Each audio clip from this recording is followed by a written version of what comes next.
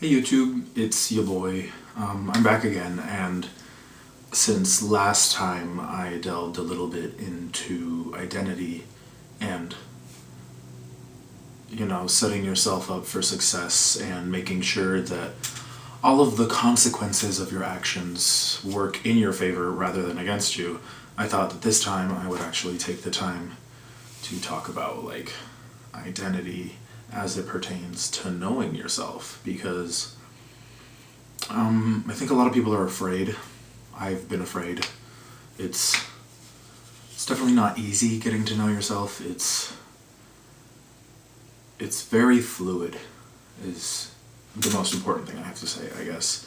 Um, each of us has many different overlapping, intersecting, and, you know, non-related identities.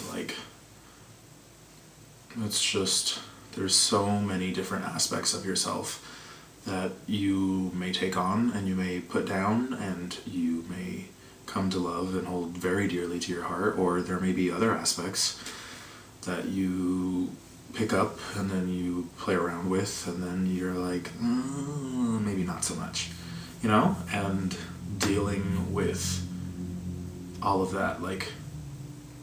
I've known people that have come out as bisexual and then they say, oh, hold on a second, I'm actually gay. Or I've known people that came out as lesbian and then the same person later said, hold on, actually I'm straight, I'm just actually trans. Or, when I was younger I was really into crochet, knitting, because that's what my grandma did. But, as I grew older and I developed other hobbies, I kind of grew out of that, but it still holds a dear place in my heart because I learned it from her and she's passed now.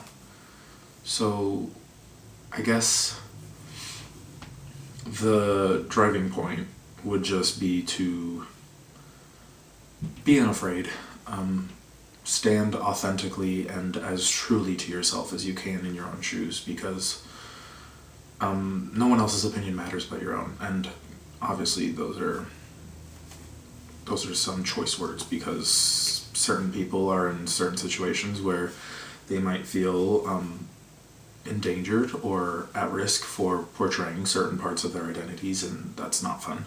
But for spaces that feel safe and for yourself, and to the truest extent that you can, I think that you should be open and authentically yourself. When I was 14, I watched this TED Talk. This was my freshman year of high school, and I don't remember who it was by. All I remember is that it had this really big impact on me, and the speaker said, go to the most public place that you can think of and just lay on the floor. And being the extroverted person that I am, I was like, okay, I'll do this. And the whole point of the exercise was that you would see that truly nobody gives a crap. And I went to the mall after school and I took two of my friends, but they didn't partake in the exercise. It was just me. I was by myself in that moment, having that experience about everything and the meaning of attention and my own intentions with expressing myself. And as I lay there on the ground in the middle of the mall, I noticed that I would get passive glances from other people, and past all of 5 seconds, no one really gave a crap. They were just like, okay, there's some kid laying on the ground in the mall, what the heck?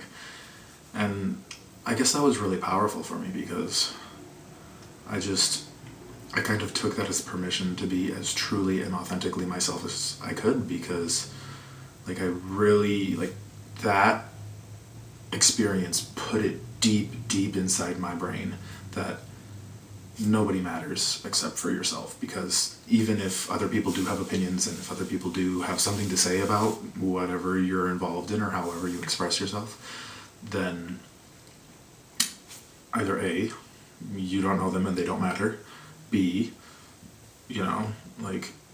their opinion is hurtful to you and they don't respect that facet of yourself, so they don't matter, or C, they're somebody relevant to your life and really important and you may have to do some fighting. But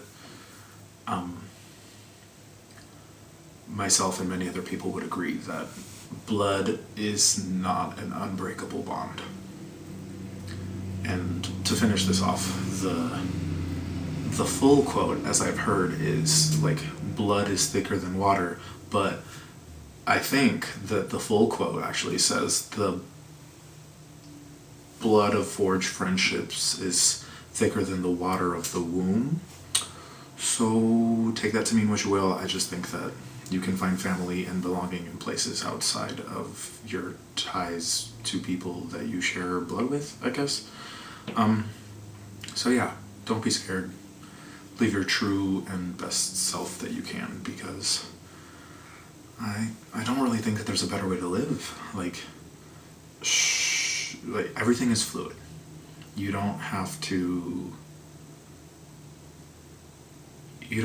take something and hold on to it forever just because you picked it up.